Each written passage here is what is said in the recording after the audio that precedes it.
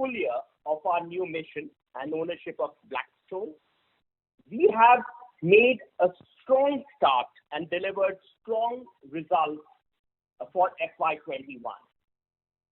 With that, let me talk to you about FY21. FY21 is a year when we transformed EPL to deliver market-leading double-digit revenue growth. We've demonstrated resilience in business performance despite the tough conditions which we all are aware of. We've delivered business growth of 12%, double-digit as I told you, coupled with high teens EPS growth coming in at about 18%. With our focus on cost and capital efficiency, our return on capital employed has improved by 290 BPS and now stands at a very healthy 21.3%. I think the second big highlight of FY21 has been our ability to strengthen our competitive position across markets. We have either held to our wallet share with customers. In many cases, we've grown our wallet share with our customers, and in multiple cases, we've added new customers to our roster in this year. We've seen some of the results this year, but we will continue to see a lot of the results of this work in FY22 and years to come. This is also a year when we've acquired Creative Stylopack in India. This is the beginning of our journey on M&A. And you will see that our acquisition of Creative Stylopack is strategic as it strengthens our position in beauty and cosmetics. It is also revenue and EBITDA accretive, which is a key criteria for any acquisition as we look forward. And last message, the third big message that I want to give you on FY21 is we delivered all-round strong progress across our identified levers. And let me quickly recap them. We will talk about them a bit more in detail. But the first lever, as you remember, was strengthening our portfolio, but which is accelerating growth in personal care. And we've added over 120 BPS in this space. So we now have our personal care contributes 46% to our portfolio. The second one was continued leadership in oral care. We've delivered 9.8% growth in this year in our oral care business. So where we are the leaders, we've managed to grow that segment even faster. The third one was improved performance in Europe. And I think one of the key measures we put ourselves, and we'll talk a bit more about it, is the improvement in margin. And we've actually improved our margin by close to 200 BPS, taking the margin in Europe to about 14.8% in FY21. And the last lever, but a very important lever, is around sustainability. We've basically made a lot of progress on sustainability. We are driving leadership in this zone, and I will talk to you more about this as well. So FY21, we've transformed EPL to deliver market-leading double-digit growth, demonstrated resilience in business performance, strengthened our competitive position, and delivered strong progress across all our identified levers. Let me now talk to you about what we've done in managing the business in this pandemic. I've spoken to you about this in the past as well, but just to quickly recap, I think we've ensured that all our plants are operational, so supply enablement, OTIP, and customer service has been paramount. And I think we've given it some total importance, something that I think we should. And that has been the most important piece. The second area we spoke about briefly is about demand generation. It's about looking at new customers, new categories. And I think we've done a lot of work in this space as well. We started the year with launch of hand sanitization category, but as we've ended the year and as we are entering FY22, we are doing work on many other innovative projects. We are also doing a lot of work around hand wash and innovative options for people to handle the entire pandemic situation as they go forward. The third important pillar is around people and around employee wellness. I think we've given safety of our people paramount importance. We've actually put strong protocols in place across our plants everywhere in the world. We've actually made sure that we are responsive, we are listening, we basically help people wherever the help is needed. We have a full-fledged crisis committee which has worked round the clock in this time and is actually constituting senior people in our company.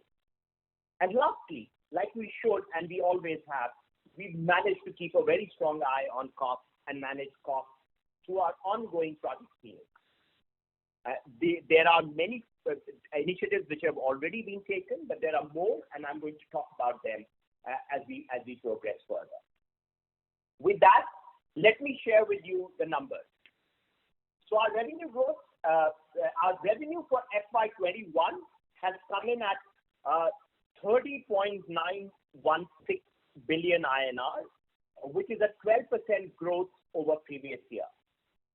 So, and our adjusted EBITDA has come in at 6.472 billion INR, which is a 13.4% growth over the previous year. Our adjusted earnings per share has come in at 8.89, that is 34.6% growth over the previous year. With all our focus on capital efficiency, our return on capital employed has come in at 21.3, which is a 290 bps improvement.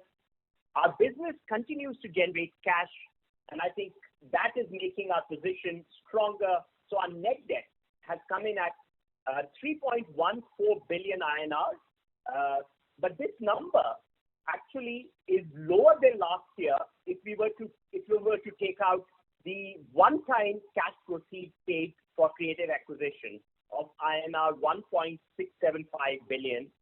Adjusted for that, our net debt is at now 1.474 million or 1.474 billion, and that is almost half of last year number of 2.76.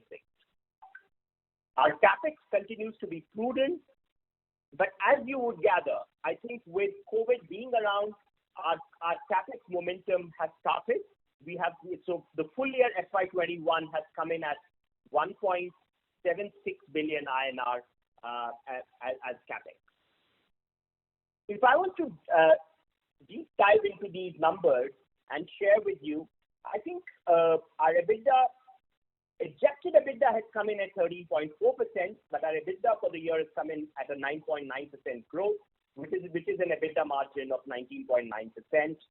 Our EBIT and EBIT margin, EBIT has grown at 15.4% and EBIT margins are at 12.3%, which is a 30 BPS improvement over previous year. Our PAT has grown at 17.8%. Our adjusted earnings, of course, as I told you, if we were to take like for like, has grown at a very handsome mid-30s in this period. Our net debt to EBITDA ratio now continues to remain very healthy at approximately 0.5 number. So overall, if you look at it, very strong performance in FY21, robust revenue and PAT growth. Organic revenue growth in this period is at 11.3% because the creative acquisition happened effective February 1, 2021. EBITDA margins have been maintained despite very steep price increase and COVID-19 situation. Our net debt to EBITDA stays strong, and our focus on capital efficiency continues to grow our ROCE. With that, let me quickly talk to you about Q4 FY21. So Q4 FY21, our consolidated growth has come in at 17.5%. So we've delivered 8.1 billion INR, which is a growth of 17.5% in the commensurate period last year. On this, I also want to share with you that our standalone Q4 growth has come in at 34.6%. Having seen some of the results published by consumer companies recently, our standalone Q4 growth is comparable, if not better, to almost any numbers I have seen up to now. Our adjusted EPS growth has come in at 29.6% for the quarter. Our EBITDA growth has come in at a more muted 5.3%. This is because of the increase in raw material costs, and we will dive deep into this as we go forward. So if we were to look at our EBITDA, which is absolute EBITDA, adjusted EBITDA growth is 5.3%, but our adjusted EBITDA has come in at 1.4 billion INR. It's about 0.4% higher than last year, so nearly flat. So what has been the reason for our EBITDA growth to be where it is? I think there are three key things I want to highlight to you as the reasons on this. One is the increase in raw material, which we spoke about, and I will dwell a bit on this as we go forward. The second is the time lag in recovery, because we have a 3-month contractual pass-through with majority of our customers, and this time lag in a very sharp price increase scenario puts pressure on the margin in the interim period. And lastly, the COVID-19 related expenses continue to be there in this period. And I think it's the combination of these three things: steep rise in raw material prices, time lag in our recoveries based on all our contracts, and the COVID-19 related expenses. With that, if some of you have our investor presentation, I want to draw your attention to page 10 and talk to you about unprecedented price increase in key raw materials. As you will see this chart, the thing which stands out and which I want to share with you is that the price increase which we are seeing in this period is something we've not seen in many, many years. We are seeing a 25% quarter-on-quarter increase, whereas the historical movement has been in the broad band of plus minus 5%. So this very sharp increase of 25%, as I was telling you, puts a lot of pressure in the... So this indeed is our challenge. But as there is challenge, there are opportunities. And I think I treat this challenge both as a challenge, but more as an opportunity. So as I move forward, and if I could draw your attention to page 11, if some of you have our investor presentation, I want to share with you what we are doing. And that's why I wanted to call this, an opportunity. Because it's such a strong challenge, we've drawn up a very holistic EBITDA margin improvement plan, and this plan is already in place. And this will help us navigate FY22 successfully. The three-pronged approach is: the first one is judicious price increases. So I talked to you about contractual pass-through, which has a 3-month lag. We have actually been talking to some of our big global customers, and we are asking for a spot correction if possible. But a 3-month lag as part of our contract is a given. We are also looking at price corrections being negotiated across geographies. And I can share with you that we have managed to do this with a very large set of customers as I speak to you. So I think very good progress on judicious price increases, and I think that is going to be one very, very important lever. The second important lever, which we've talked about in the past, but I needed to dwell a little deeper on cost productivity initiatives of Project Phoenix. Phase 2 is we are stepping up on Project Phoenix. And when I say we are stepping up, and that's what I keep saying, every challenge is an opportunity, and we've actually made the most of this one as well, is we are looking at, first and foremost, accelerating modern times projects, which is basically improving our manufacturing efficiency through automation. So this pilot, which is actually will be done in the US, will be accelerated. And as we learn there, we will keep on implementing it everywhere in different places, and we will do it almost parallelly. And so therefore, improving manufacturing efficiency through automation is going to be very important. This will help us in improving our productivity. It will also help us navigate costs. And in an environment like the current environment, it will also help us stabilize our operations and manage any absenteeism and those things better. The second thing which we are looking at, and I wanted to share with all of you, is we are dialing up and increasing our in-house manufacturing of caps and closures.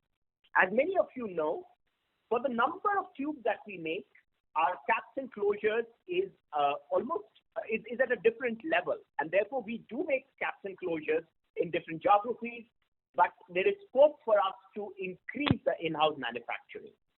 Now this will be margin accretive.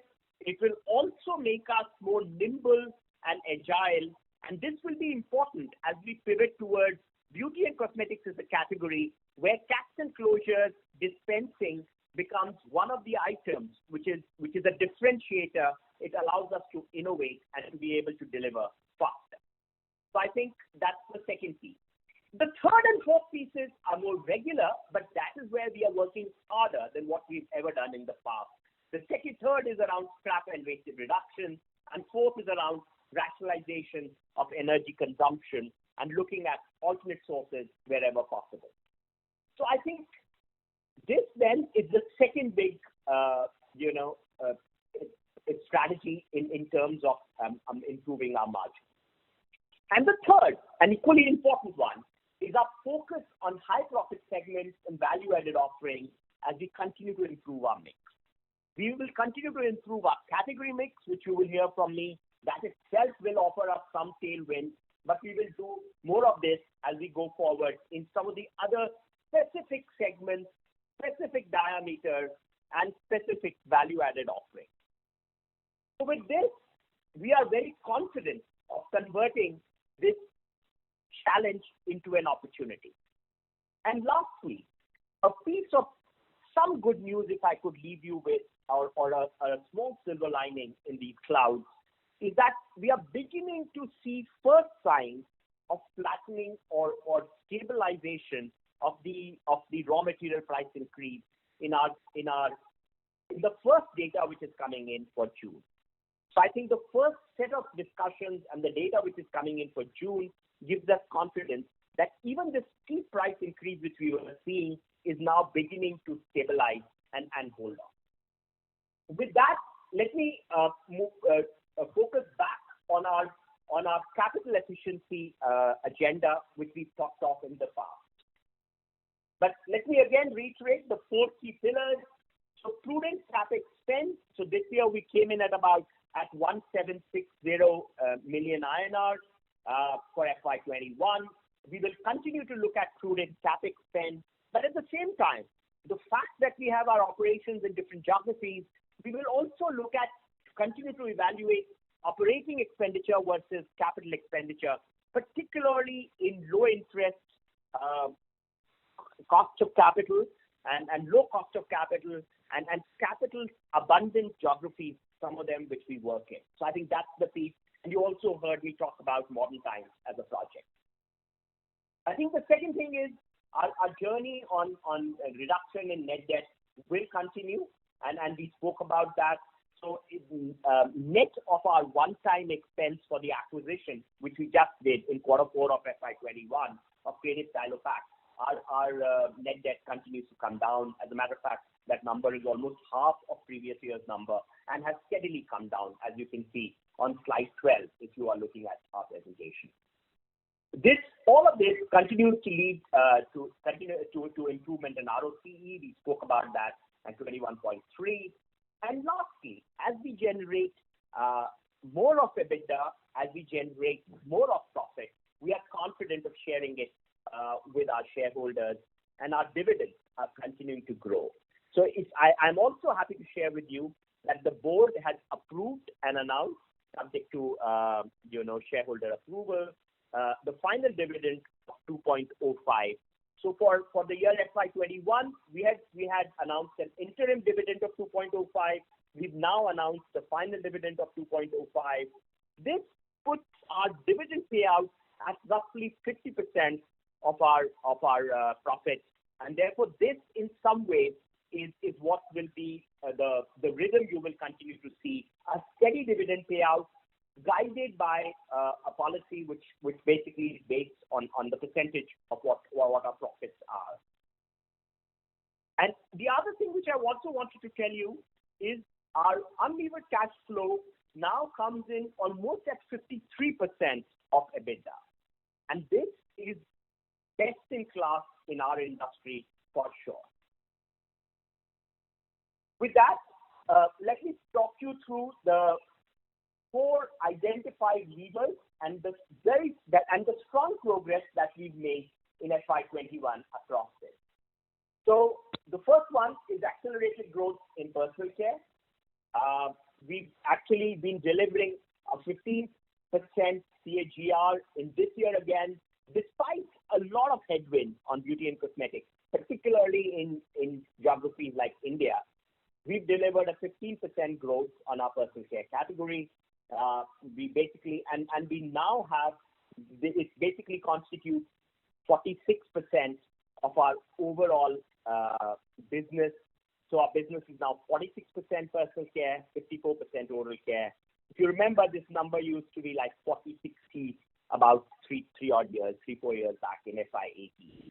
So from 41% to 43 to 45 and now to 46.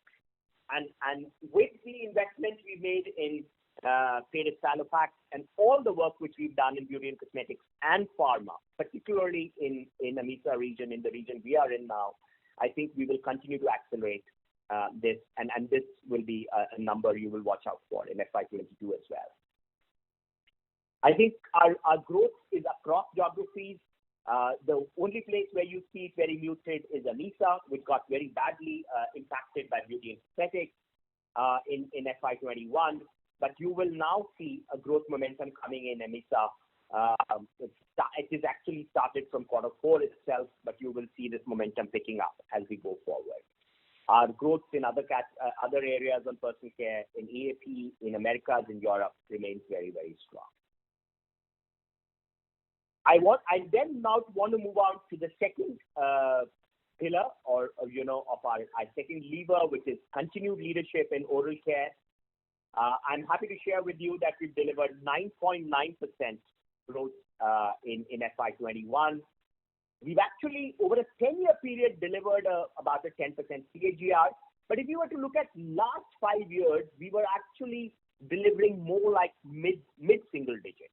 So this is a step jump in FY21 in a COVID year and a reflection of our share of wallet, our wallet share growth with existing customers and our addition of certain new customers in geography. I also want to absolutely single out one. We've added another global major in Europe. So that's a journey which has started actually from March of FY2021, and you will continue to see Europe, therefore, getting advantage of one more global major added in oral care. Moving on to the third pillar, which is improved performance in Europe. If you look at our performance in Europe, basically, first and foremost, we continue to deliver robust growth in a region which does not grow from a CPG point of view. We've delivered a 13.5% growth, coming largely from competitive growth. This 13.5% total growth in Europe is composed of 9.2% growth in oral care, very strong for Europe, and 14.7% growth in personal care. So we continue to accelerate our growth across categories, and we are confident with recent customer acquisitions and wins that we will continue this journey of growth in Europe. And that's important, and the growth is equally important in margin delivery. I think the second important piece is all the work which we've been doing from the point of view of cost. And in FY21, we've delivered an EBITDA growth of 31.3% in Europe, but more importantly, we've delivered a margin of 14.8% in FY21. So now reaching about mid-teens, this number was 10 odd percent in FY19. So in 24 months, a rapid scale up from about 10% to 15%, and we are confident of dialing this up to high teens in the years ahead as we grow in Europe. We've also taken measures which I would say are tough measures. We've taken measures to operationalize, to streamline our operations, and we have optimized our presence in Russia by closing down our Russia manufacturing facility. We will continue to operate in Russia. We will continue to trade in Russia, but we have closed down our Russia manufacturing facility effective 31st of March 2021. The last but one of the most important pillars of our EPL 2.0 mission is industry leadership in eco-friendly solutions. And let me spend a couple of minutes on this. So first and foremost, Platina tubes have now been qualified by APR, Recyclers, and Cyclops. We now have a range of Platina which is available in different thicknesses from 220 microns to 350 microns. We have a greater than 50% green sustainably sourced PE as well. We have also designed for certain customers in Europe PCR tubes with greater than 30% PCR rated. So these have already been commercialized. If I was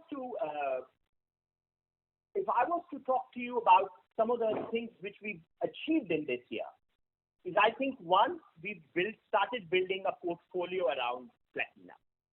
So not only do we have Platina, we've got Platina Pro, which is as the name suggests, an upgrade on Platina. We've also done fully recyclable tubes in this. It has better haptics, enhanced haptics, chemical resistance, flavor barriers. For our PCR tubes, which we've done in Europe, we've actually also won accolades. So basically, we won the ECMA Tube of the Year 2020 award. And the portfolio, as I was telling you today, now consists of Platina, Platina Pro, Platina Metallic called Platina Me, Platina Clear, which is the work which we are doing on, Platina Double White, Platina PCR Max, Platina Biomax. So a whole range of sustainability solutions. And lastly, what gives me a lot of confidence and pride as I share with you is while we've got accreditation, while we've won accolades, but we've also been acknowledged. And acknowledgement from global customers is nothing gives us more joy than being acknowledged as partners of choice with global customers.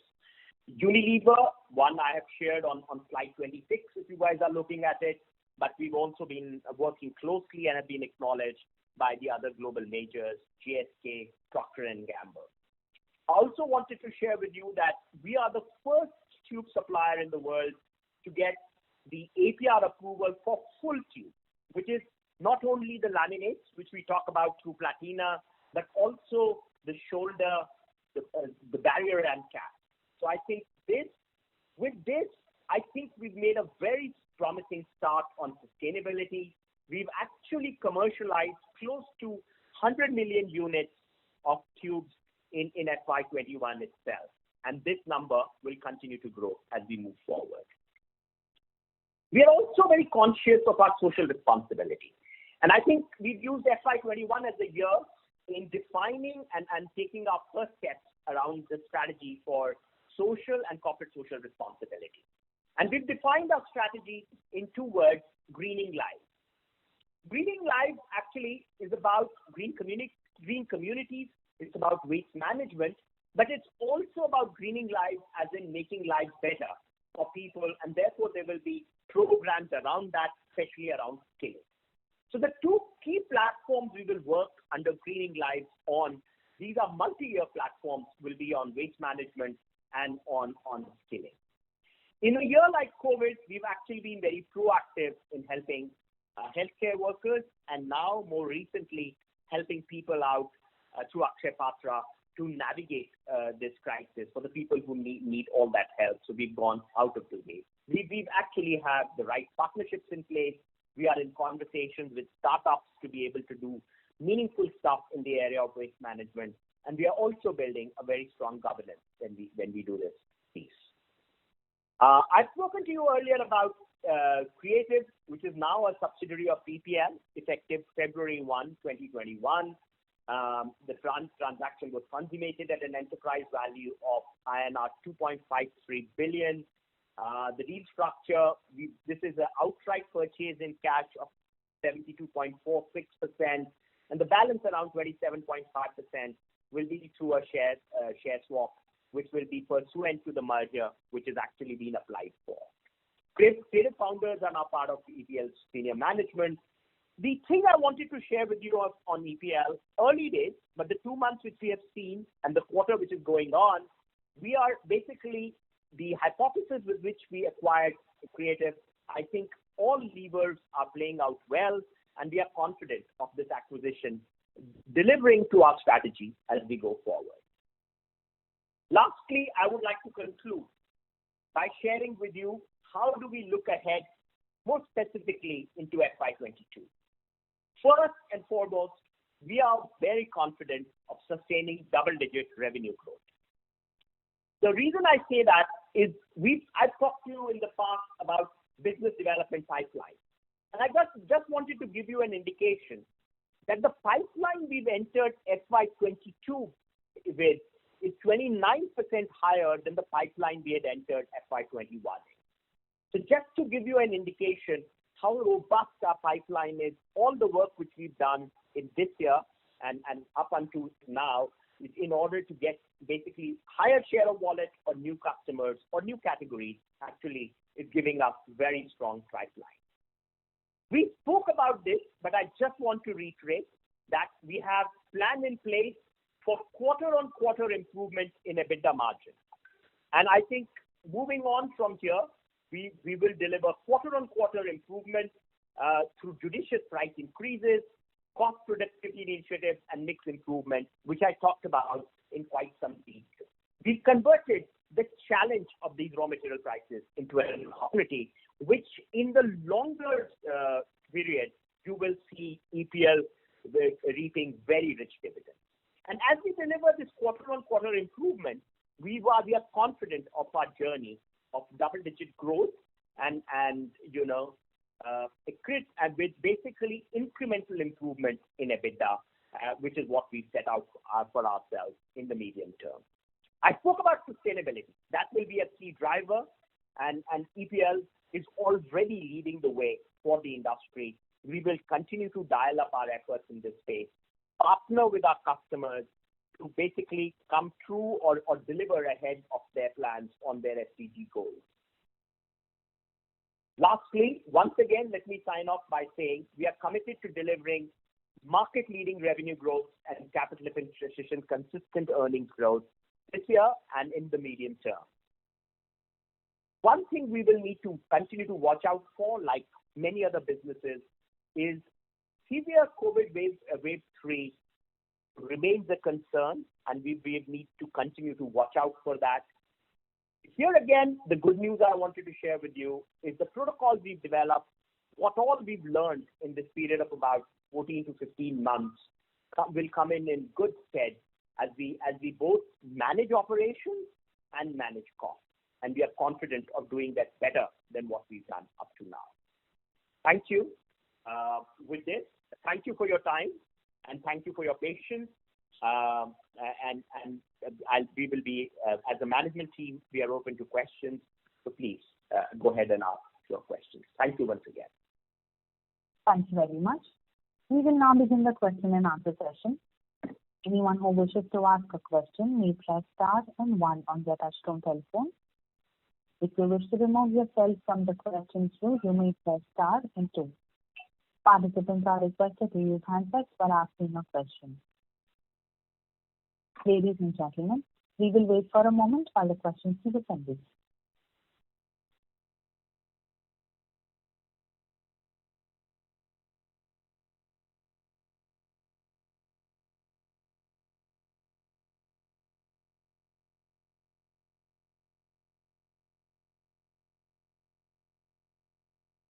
The first question is from the line of Harit Kapoor from Investec. Please go ahead. Hello, sir. Thank you for the detailed presentation. My first question was, Colgate's management also spoke about the sustainable tube for active salt. Are we the suppliers for that tube? And then a follow-up on that was, with the transition to sustainable packaging, how much growth do you expect coming from this new lever for next 1 or 2 years? And also, is this margin accretive for us? And also that do our competitors also provide these sustainable products, or it is just purely innovative and hence would lead to our market share gains? Yeah, so lots of questions there. Thank you for asking them. Yes, we are a leading supplier for sustainable solutions, and in the specific case of the customer you talked about, I'm assuming you talked about Colgate in India. We are working very closely with them in the sustainable journey. So that is one part of the question.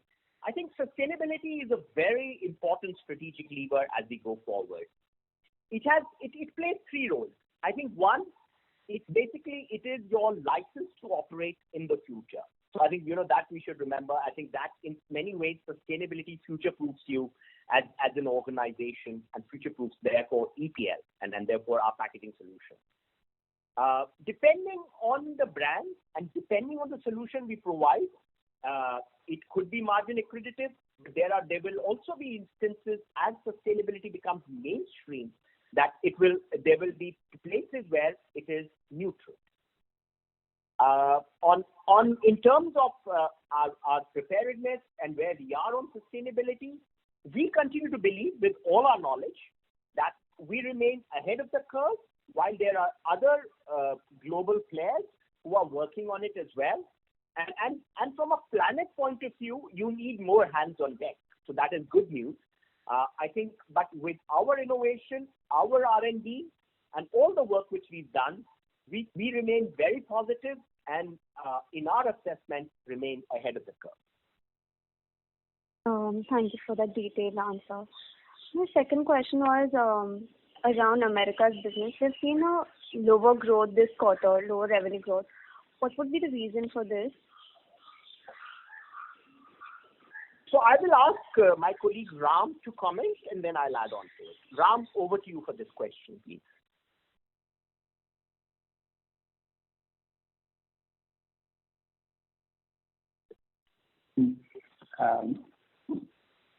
You are able to hear me? Yeah, we can hear you now. I can hear you before. We can hear you. Okay. Yeah, over to you. Thank you.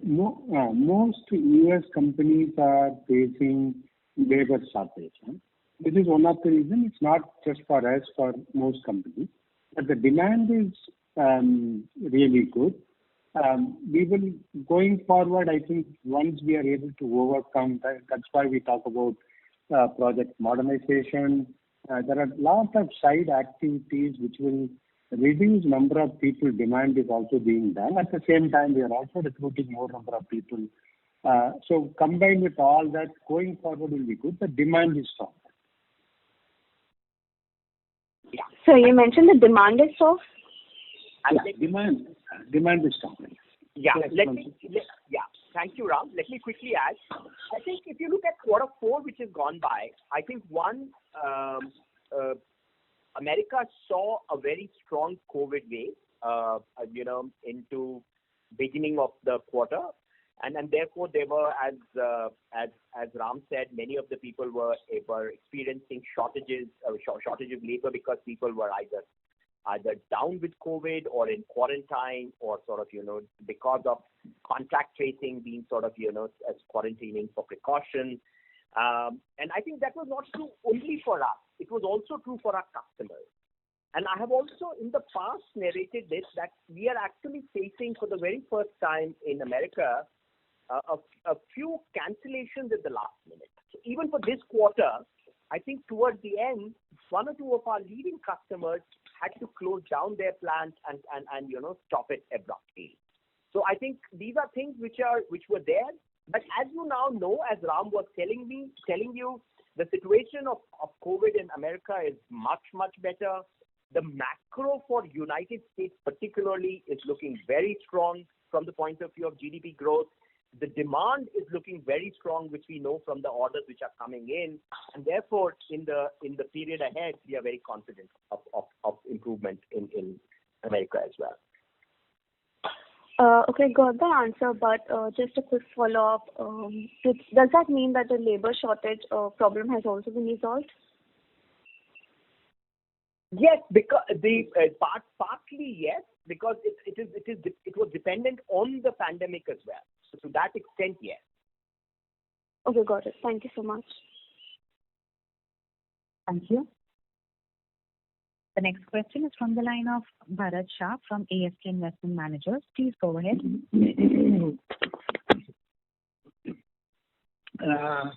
Thank you, Sudhanshu. I just had one structural issue to talk about. Given the fact that our oral care is a category, is a mature business globally, and personal care relatively greater opportunity to grow. So that is that may have a greater growth potential. But when I add up the two, on a sustainable basis, what is the kind of a long-term actual business volume growth would you ascribe? I mean, profits maybe function also of the operating leverage and some amount of financial leverage. So profit growth for some time may grow at a rate faster than our volumes and the top line.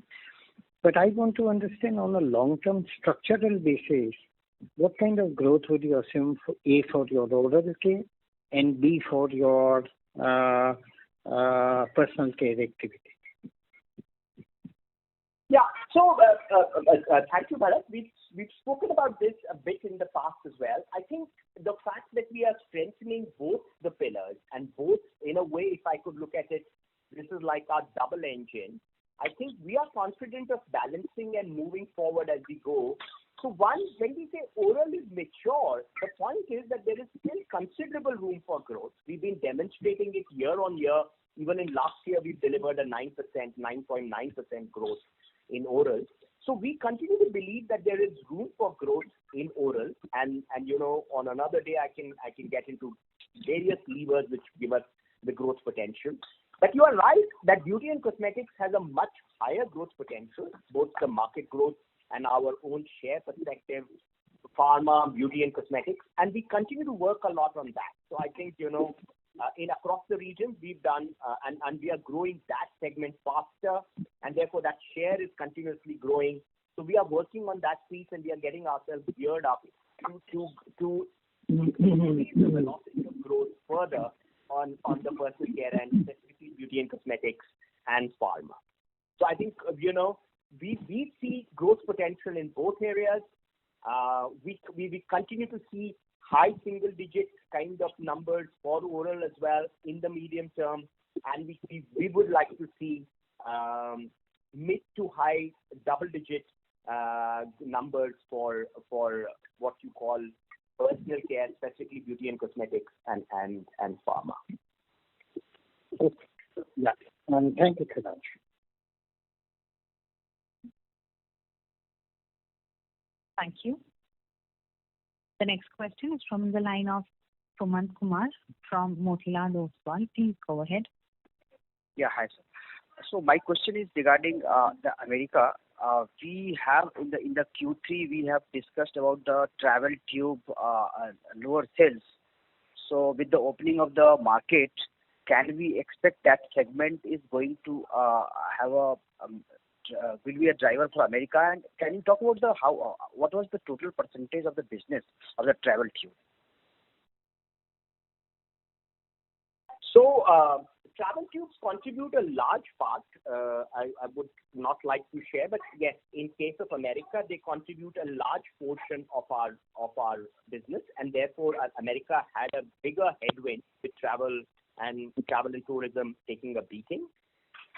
You are right that with the opening up of US now, there is already we can see demand coming in, and we've got to navigate this as we go forward, because this pandemic has waves, as you know. So I think as I speak to you today, yes, the situation is opening up and the demand is improving and demand is better, and so that part should be good. But what gives us confidence for America is the work which we've done across in strengthening our pipeline. And and Ram was speaking to it in response to the earlier question, but we've opened up on West Coast. We've actually now have more customers who have come in. We have got more beauty and cosmetics, orders. So the work which is there, we have some high-end oral tubes. So the work which we have done overall continues to give us confidence for growth in America. And I think if the situation on COVID improves and becomes near normal or the new normal in future and travel comes in, that will be an added benefit on top of it. So this question is regarding America. We have mentioned in the PPT the new customer wins across category and conversion from bottle to tubes, conversion and cross-selling of personal products also. So assuming these factor and the recovery in tube segment, we can see in coming quarter is going to be a robust for America business. Yes, you will continue to see very good growth as we go forward. Talking about the overall margin profile of Europe business, we have seen a significant improvement. So can you talk about the margin trajectory for Europe business in next 2 to 3 years? I have already spoken about it in the past. As I told you, we have rapidly increased it to about mid-teens now. I think our journey in the medium term now, as you described, the 3 odd years, we will continue to incrementally grow it from mid-teens to high teens, and I think that is something which we have always said, and we continue to believe in that. Sir, sorry to interrupt. Your audio was breaking. We couldn't hear you. Can you hear me now? Yes, sir. You can go ahead. So on the Europe question, what I was saying is that I had shared this in the past as well. As a team, we have shared this. We have made very rapid progress in the first phase from 10%, 10 odd percent to now mid-teens, 14.8%. In the medium term now, as you described, 3 to 5 years, we will continue to incrementally grow our margin and improve them, and we want to be in high teens as we go forward. So the audio was breaking again. We want for the last sentence. Yes. So we would like to deliver in the medium term high teens in Europe. Thank you. That was the last question. I would now like to hand the conference over to the management for closing comments.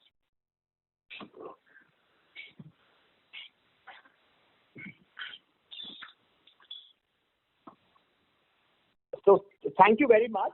I think thank you for your time, and I just want to once again sign off by letting you know that as we look into the future, we remain confident, we remain positive and optimistic with continuing to strengthen our position as a company and driving our leadership on sustainability.